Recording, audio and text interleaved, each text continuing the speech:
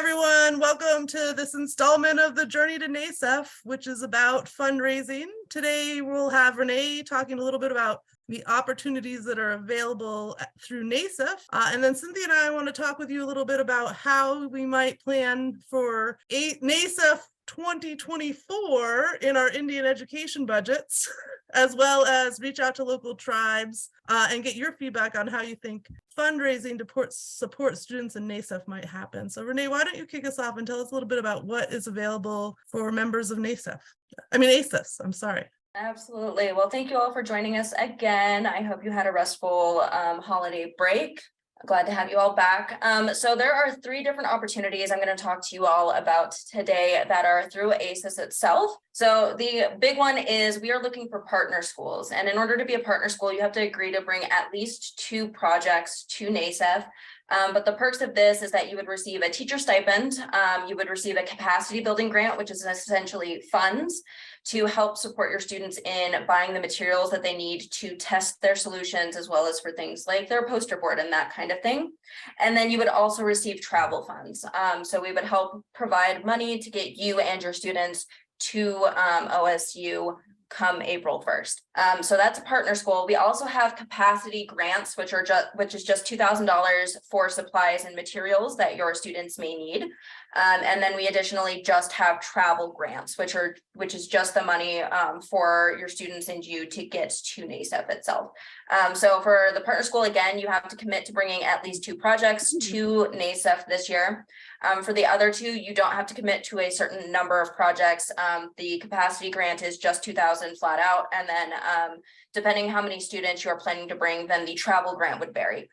I'm going to go ahead and drop the link for that in the chat for you all. Right now, we only have 1 form, and that is for the partner school sign up. The website hasn't been updated with the specific links for the capacity grant or for the travel scholarship. So if you are going to fill this out to request funding through AISES, please make sure that in the bottom section of the form, it says anything else you want the selection committee to know.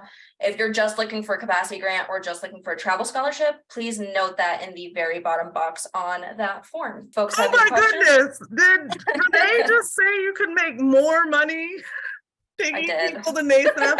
Did we mention that we really want you all to take students to NAISEF?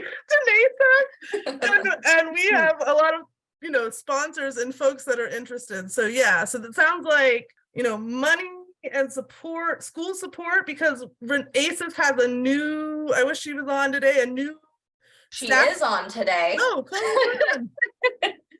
so we do have a new staff member. There we go. So excited. And so that's there. And then you're saying $2,000 grant if you just want to, buy some equipment or enhance the capacity, and then also travel scholarships. Yes, this is our new program manager, Chloe. Hi, yeah, so my name's Chloe Smith. I am the new PK through 12 programs program manager, and I'll be working with Renee on the NAISEF project. I'm super excited about that. I lived in Oklahoma my whole life. I live in Pawnee, but I'm enrolled Ponca. So yeah, I'm excited to hit the ground running and get to know you guys and work on this awesome event. Yeah, really excited. That's reminding me there's like an event at the Discovery Lab where they'll be featuring AISES and NAISEF coming up. Maybe we'll make sure to send that around to folks that are in that area. All right, so Cynthia, did you want to talk about Indian education? Are you in a place where you can talk, or do you want me to do the talking? Sorry. Well, we were talking during the summer about trying to find you some funding through your schools and whatnot. And one of the things we talked about was education budget, but they have to be started now in order to get the funds for the next year. So if that's something that your students have an interest in, you have an interest in bringing students to, I would definitely start talking to that Indian education coordinator, looking at potentially how much you might need. I mean, it may be as simple as using, if you have 2 teams or something, using a school suburban, or it may be a little more than that. It just depends. And it depends on where you're coming from, all those little things. So I would definitely start talking to them, letting them know we're interested in doing this. That's one place I would. And then if you have specific tribes, which if you're in Oklahoma, you probably have a specific tribe in your area, or you have a couple of tribes that most of your students are members of in your area that are interested in these kinds of, but they don't know they're going on without you telling them, hey, we're trying to take your students here. Can you help us out with, even if, you know, even if it were, if you're coming from 2 hours away from OSU, even if it were something like, could you help us out with, that helps in the long run. If you've got several kids, you know, or could you help us out with gas money if we could get a vehicle, or whatever the case may be. I know when you talk about using bigger groups of students and you're looking at a school bus, and those get expensive because you've got to get a driver and all of that kind of stuff. But just to start out, you know, you could possibly use a couple of school Suburbans. I know a lot of schools around here and where I've worked in Oklahoma have Suburbans that they really don't mind. And typically an administrator would go, that's a great opportunity for your administrator to see what's going on. So Yeah, that's my biggest suggestion right there. I love Cynthia was a teacher like you all, so she used to like create things out of nowhere. Nickel and dime those lunches and that gas money together.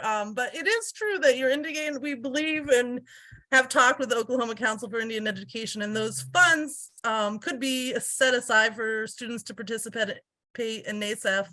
But that turn of the year budgeting is happening now. So you would want to think with your Indian education coordinator about not this April, but the next April, and how that can support. And you know what you could do? You could host a STEM night. You could give them something back. You could say, will you send our kids to the science fair? We'll host a STEM night at the monthly Indian education meeting. And I think that would be a nice way to scratch each other's backs. And then we have been talking with the tribal nation education departments, and my advice would be to connect with the college experience that the students are going to have at NAISEF. So the visit to campus is in the interest of college and career readiness by these tribes, and the JMO and other college career programming that they have. So the students will come here and then have access to STEM college stuff moving forward. So those were our ideas about fundraising, but there is no doubt a lot of available resources for you this year through the AISES new funding and through our opportunities here. And I really, again, want to welcome Chloe as a familiar face in Oklahoma for doing NAISEF programming. And so for everyone here today and everyone in the future online, we're so happy to have Chloe on the team. Thank Renee for sharing all the opportunities through AISES for getting to NAISEF. And I'll go ahead and say goodbye and